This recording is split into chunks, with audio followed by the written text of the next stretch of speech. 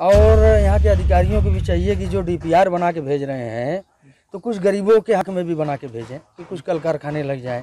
जनता चुन के आपको भेजी है तो आप जनता के बीच में आइए, उनकी समस्या सुनिए, आपकी आवाज़ सुनेंगे लोग ना। हम लोग दबे कुचले मजदूर, हमारा कौन सुनेगा? बड़े बड़े 10,000, 20,000, 50,000 लोग रखे हैं। एक छोटी सी बीमारी में प्राइवेट हॉस्पिटल वाले 24 घंटे में लूट लेते हैं। तो सरकार को इस पर भी ध्यान देना चाहिए। सबसे बड़ी चीज़ है सरकार है कोई भी, लेकिन काम अच्छा करे, गरीबों को उत्थान करे, गरीबों को आगे बढ़ाए। सबसे बड़ी दिक्कतें क्या है कि हम लोगों को सिर्फ चाहिए रोजगार काजी से हो हम लोगों का, इसके लिए ताकि हम लोग अपने बच्चों को पढ़ा सके। आज नमस्कार, आप देख रहे हैं सत्य दर्शन न्यूज। आइए नजर डालते हैं आज की मुख्य खबरों पर। 2022 विधानसभा चुनाव को कुछ महीने बाकी हैं और ऐसे में सभी राजनीतिक दल ताबड़तोड़ चुनाव प्रचार कर रहे हैं।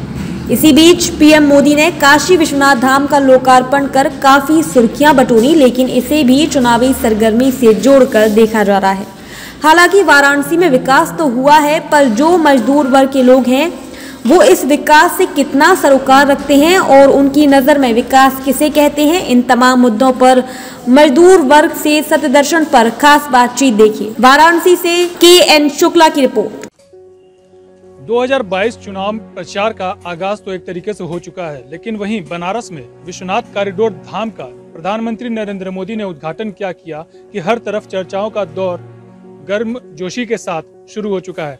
ऐसे में इस समय हम वाराणसी के नदेसर इलाके में हैं, जहां पर कुछ डेंटर हैं जिनसे हम बात करेंगे, क्योंकि कहीं न कहीं से इनकी राय हमेशा मीडिया में आने से छूट जाता है। तो हम इन तक पहुंचते हैं और इनसे हम जानने की कोशिश करते हैं कि आखिर ये 2022 चुनाव को किस तरीके से देखते हैं और जो पिछला 5 साल जो बीता है भाजपा सरकार का, उसको वो किस तरीके से देखते हैं, किस तरीके से आंकते हैं। विकास का पहिया कितना घूमा, कहां तक पहुंचा, कितना विकास हुआ। खास करके हम बनारस की बात करेंगे कि बनारस में कितना विकास हुआ और जो बनारस में विकास हुआ उसका असर पूर्वांचल पर, यूपी पर या फिर देश में कितना पड़ेगा, ये भी हम इनसे जानने की कोशिश करेंगे। साथ में सबसे पहले हम ये जानने की कोशिश करेंगे कि कल जो प्रधानमंत्री ने उद्घाटन किया है कॉरिडोर का, उसको लेकर ये क्या सोचते हैं और कितना बनारस वासियों को उससे खुशी हासिल हुई है। अपना नाम और परिचय बता दीजिए। मेरा नाम इसरार अली है, पेंटिंग का वर्कशॉप है मेरा जी। इसरार जी, कल प्रधानमंत्री नरेंद्र मोदी बनारस में वाराणसी काशी विश्वनाथ धाम का उद्घाटन किए हैं, तो ऐसे में आप उसको किस तरीके से देखते हैं? क्योंकि जनता काफ़ी कल खुश नज़र आ रही थी, लेकिन आप किस तरीके से देखते हैं इसको? नहीं, खुशी तो हम लोगों को भी है भाई। काशी विश्वनाथ कॉरिडोर जो है, विश्वनाथ जो है महादेव की नगरी पूरे विश्व में जानी जाती है और विस्तार जो हुआ है तो बधाई के पात्र हैं हमारे प्रधानमंत्री जी। और अच्छी बात है, कम से कम लोगों को दिक्कत होती थी, रात रात भर लोग लाइन में लगे रहते थे, जाड़ा हो, गर्मी हो, बरसात हो, कम से कम इससे छुटकारा जनता को मिल गया है। और 5 लाख स्क्वायर फीट, पहले 5,000 स्क्वायर फीट में था, लेकिन इस समय जो है करीब मान के चलिए कि 5 लाख स्क्वायर फीट में उसका एरिया हो गया है। तो बड़ी बधाई के पात्र हैं प्रधानमंत्री जी, खुशी है हम लोगों को जी। ये तो हो गया विश्वनाथ कॉरिडोर धाम की बात हो गई, लेकिन अब बात करते हैं कि यहाँ के विकास की, वाराणसी के। तो वाराणसी के विकास को किस तरीके से देखते हैं, कितना वाराणसी का विकास हुआ है? विकास जिस तरीके से देखिए होना चाहिए, ठीक है। प्रधानमंत्री जी आए हैं या मुख्यमंत्री जी आते हैं तो पूरा का पूरा सरकारी अमला जो है रोड पर उतर जाता है, लेकिन इनके जाते ही सो जाते हैं लोग। तो इस पर भी इन लोगों को ध्यान देना चाहिए भाई। विधायक इनके हैं, मेयर इनके हैं, सांसद जी खुद प्रधानमंत्री हैं हमारे देश के, तो इस पर भी ध्यान देना चाहिए कि जो अमला सो जाता है माननीय मुख्यमंत्री जी और प्रधानमंत्री जी के जाने के बाद इसको जगाएं। और जो काम हो रहा है, ऐसा नहीं है कि 4 दिन के लिए फिर गायब, तनख्वाह तो पूरी ले रहे हैं 30 दिन की, लेकिन जब माननीय मुख्यमंत्री जी आ रहे हैं, प्रधानमंत्री जी आ रहे हैं तो रोड पे नजर आते हैं, उसके बाद फिर गायब हो जाते हैं। तो इस पर भी ध्यान देना चाहिए। अच्छा, विकास की बात करें तो वाराणसी में सड़कों की स्थिति आप देख ही रहे होंगे कि काफ़ी सड़कें बन गई हैं, फ्लाईओवर बने हुए हैं, रिंग रोड बना है, ट्रेड फैसिलिटी सेंटर बना बुनकरों के लिए, हस्तकला के जो मजदूर हैं, कारीगर हैं, उनके लिए। इसके साथ साथ रुद्राक्ष कन्वेंशन सेंटर बना, विश्वनाथ कॉरिडोर धाम अलग बना, इसके बाद भी काफ़ी चीज़ें ऐसी हैं जो प्रोजेक्ट में हैं। तो क्या आप इन सब से विकास को नहीं मानते हैं कि विकास कुछ हुआ है बनारस में? नहीं हुआ है, हम तो कह रहे हैं कि हुआ है, लेकिन जिस तरीके से होना चाहिए उस तरीके से नहीं हुआ। और यहाँ के अधिकारियों को भी चाहिए कि जो डीपीआर बना के भेज रहे हैं तो कुछ गरीबों के हक में भी बना के भेजें कि कुछ कल कारखाने लग जाएं, कुछ रोजगार बढ़े। और और भाई प्रधानमंत्री जी हैं, देश के हैं, उनको एक ही काम नहीं है, ठीक है। हम लोग भी जानते हैं कि भाई जिस स्तर पे आदमी बढ़ता है तो जिम्मेदारियां बढ़ती जाती है, बोझ बढ़ता जाता है, लेकिन यहाँ पे जो उनके जनप्रतिनिधि हैं उनको ये चीज़ चाहिए। वो तो जान रहे हैं कि भाई हम पार्टी से आएंगे, जीत के चले जाएंगे, 5 साल गायब हो जाए। उनको भी उतरना होगा, उनको भी अगर यह हमारी आवाज़ जाएगी उन तक तो वो भी देखें। मुख्यमंत्री जी के बगल में जैसे आते हैं सब के सब मौजूद हो जाते हैं फ़ोटो खिंचवाने के लिए। उसके बाद जनता के बीच से, जनता चुनती है ना, मुख्यमंत्री जी नहीं चुने हैं, जनता चुन के आपको भेजी है। तो आप जनता के बीच में आइए, उनकी समस्या सुनिए, आपकी आवाज़ सुनेंगे लोग ना। हम लोग दबे कुचले मजदूर, हमारा कौन सुनेगा? तो आपकी भाई विधानसभा में आप हैं, संसद में आप हैं, तो आप आवाज़ उठाइएगा हम लोगों के लिए ना। हम लोग तो यहाँ 2 दिन चिल्लाएंगे, चुप हो जाएंगे, सब कोई नहीं सुनेगा। बिल्कुल, समाज का एक ऐसा तबका है जो कि रोज कमाओ रोज खाओ के तर्ज पे काम करता है। रोज उसको कहीं ना कहीं उसको कमाना पड़ता है, रोज मेहनत करता है, तब रात को या 2 जून की रोटी उसको नसीब होती है। ऐसे में उसकी जो समस्या है, उसकी सब मूलभूत समस्याएं क्या क्या हैं, उनको किस प्रकार की दिक्कतें आती हैं जो कि एक नेता को या फिर एक मंत्री को या सरकार के जो नुमाइंदे हैं उनको सुनना चाहिए, इसको आप किस तरीके से समझा सकते हैं? देखिए, हम कहना चाहते हैं कि चाहे नेता हो, मंत्री हो, गरीब की समस्या, हर गरीब बच्चा आदमी चाहता है कि हमारा ही बच्चा पढ़े। बड़े बड़े 10,000, 20,000, 50,000 लोग रखे हैं। एक छोटी सी बीमारी में प्राइवेट हॉस्पिटल वाले 24 घंटे में लूट लेते हैं। तो सरकार को इस पर भी ध्यान देना चाहिए। आज हम ही हैं, हम भी सोचते हैं कि भाई हमारा ही बच्चा अच्छा पढ़े, लेकिन हम पढ़ा नहीं पाएंगे। 8,000, 10,000 रुपया महीना फीस है, कहाँ से देंगे? तो इस पर भी गवर्नमेंट को ध्यान देना चाहिए कि भाई देखिए, पढ़ाई ज़रूरी है, तभी हम सवाल कर पाएंगे। जब हम साक्षर होंगे तभी हम पढ़ पाएंगे, आगे जो है देख पाएंगे। जी बोलो। हमारे साथ और भी लोग हैं, इनसे बात करेंगे। आप बताइए, आप बनारस के विकास को किस तरीके से देखते हैं? यहाँ की क्या क्या समस्याएं हैं? यहाँ की समस्या पहले गरीबी को लेके बहुत ज़्यादा समस्या है, क्योंकि महंगाई ने एकदम कमर को तोड़ दिया है हर तरीके से। गरीब तबके के लोग उसमें दब के रह गए हैं और उनको उठाने वाला कोई नहीं। सबसे बड़ी चीज़ है, आते हैं हमारे प्रधानमंत्री, देखते हैं सभी वर्गों को, लेकिन सभी वर्ग तक वो चीज़ पहुंच नहीं पाती, इसलिए बहुत परेशान रहते हैं। आदमी जो 7,000 कमाने वाला है उसका स्तर गिर के 5,000, 6,000 पे आ जा रहा है।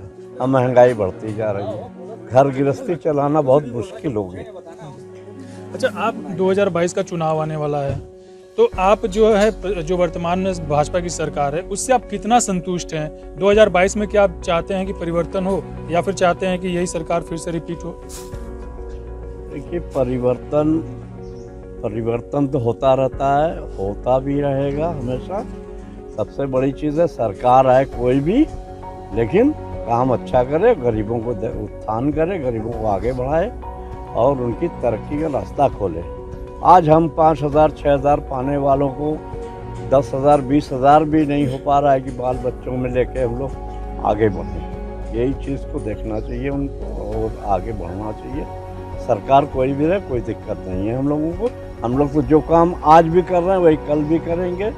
सरकार अच्छी रहेगी तो हम लोग थोड़ा सा आराम से रहेंगे। और हमारे साथ और भी लोग हैं, इनसे बात करेंगे। मेरा नाम है आप क्या करते हैं ये बताइए पहले। मैं मोटर का वर्कशॉप हमारा है और इलेक्ट्रिक जॉब मेरा है, गाड़ियाँ बनाता हूँ।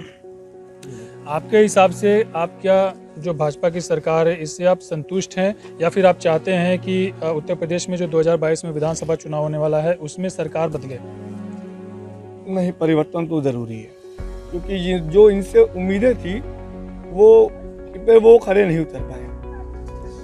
ठीक है, सबसे बड़ी दिक्कतें क्या है कि हम लोगों को सिर्फ चाहिए रोजगार काजी से हो हम लोगों का, इसके लिए ताकि हम लोग अपने बच्चों को पढ़ा सके। आजकल की फीस, स्कूल की फीस देखिए इतनी ज़्यादा महंगी हो गई है। फीस के मामले में हम लोग कहाँ से देंगे?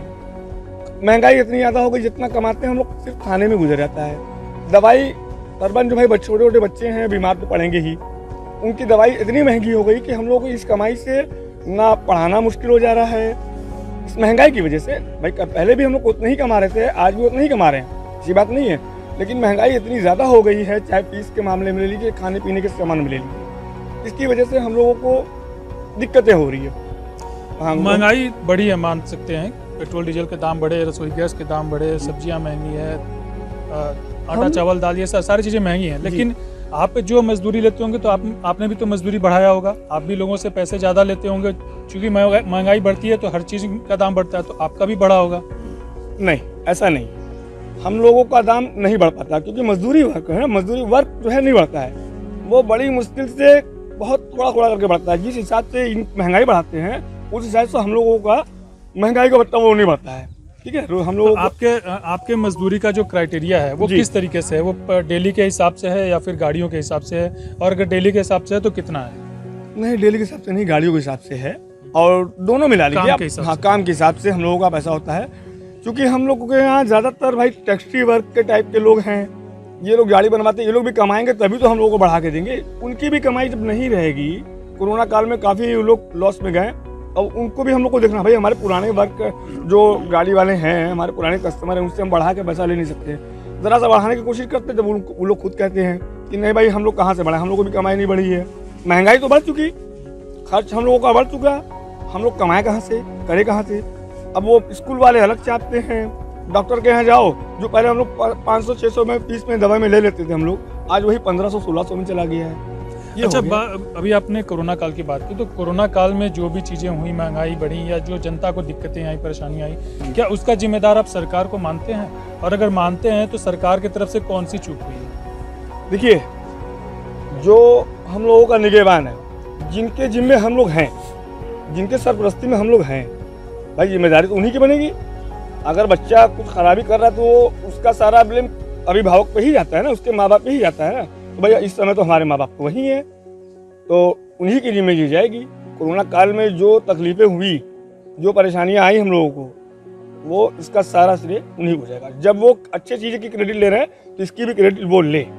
तो आपके हिसाब से 2022 में परिवर्तन होना चाहिए, तो परिवर्तन होगा तो आप फिर भाजपा के अलावा आप किसको प्रेफर करते हैं? किसकी सरकार बननी चाहिए? कौन सी पार्टी आपकी जो है फेवरेट? देखिए, फेवरेट का कोई मसला तो है नहीं। हमारी भाजपा से, भाई हमने भाजपा को पिछली बार वोट दिया, वो हमारे मन मुताबिक नहीं है। अब इस बार जो हमको महंगाई के मुद्दे पे बात करेगा, रोजगार के मुद्दे पे बात करेगा, पढ़ाई लिखाई के बारे में बात करेगा, उसके साथ हम हैं, ना कि ऊपर की चीजें हैं। ऊपर की चीजें से हम लोग भाई धर्म तो सबके लिए है, सब आस्था की एक चीज है, हर कोई मानता है, हर कोई मानना भी चाहता है, और किसी का कभी कोई खराब भी नहीं था। यहाँ पर हम लोगों का भी बढ़िया था, हिसाब किताब चल रहा था। तो किसकी सरकार आई है? सरकार देखिए, अखिलेश जी की सरकार हम लोगों के होश में थी, तो कुछ हद तक उनका काम कुछ बढ़ने लगा। उनकी सोच जो थी युवाओं के लिए, रोजगार के लिए, जो उनकी सोच थी वो अच्छी लग रही थी। उनके काल में ये सब चीजें थी, तो अखिलेश जी की सरकार बनना चाहिए, एक बार उनको मौका। अभी कल अखिलेश जी ने एक मोदी पर तंज कसते हुए एक बात कही है कि बनारस जो आता है वो अंतिम समय में आता है, तो आप क्या अखिलेश जी के इस बात से सरोकार रखते हैं? नहीं, ऐसी कोई बात नहीं है, वो तो भाई वो लोग की बात है, करते हैं। और बनारस क्यों आता है?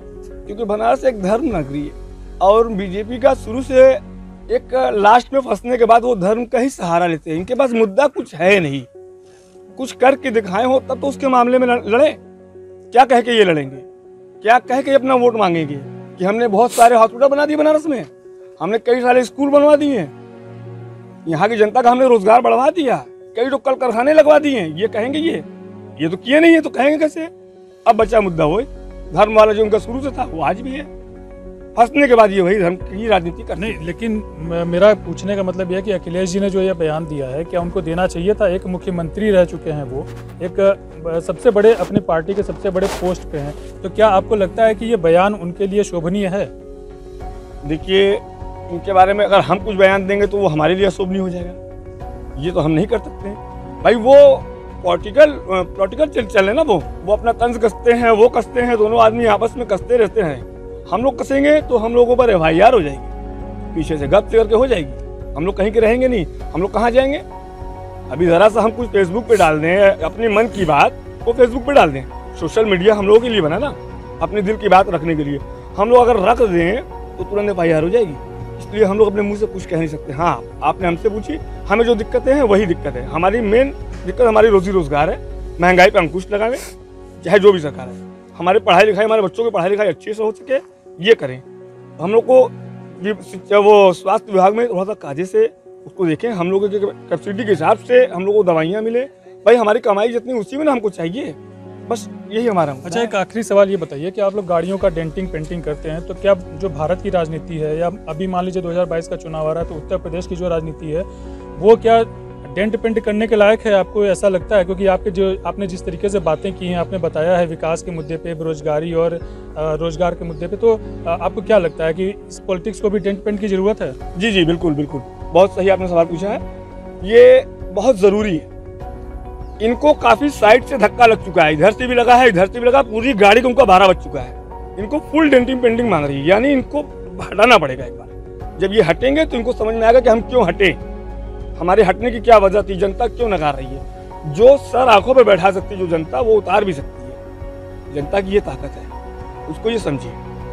बिल्कुल, समाज का ये तबका जिनसे हम बात कर रहे थे, उनका यही कहना है कि जनता जब सर पे बैठा सकती है तो सर से उतार भी सकती है। और जिस तरीके से ये गाड़ियों के डेंट पेंट करते हैं, वैसे ही जो अभी इस वक्त जो परिवेश चल रहा है राजनीति का, उसे भी डेंट पेंट करने की आवश्यकता है। फिलहाल के लिए बस इतना ही। ऐसी ही खबरें देखने के लिए देखते रहिए सत्य दर्शन न्यूज। नमस्कार।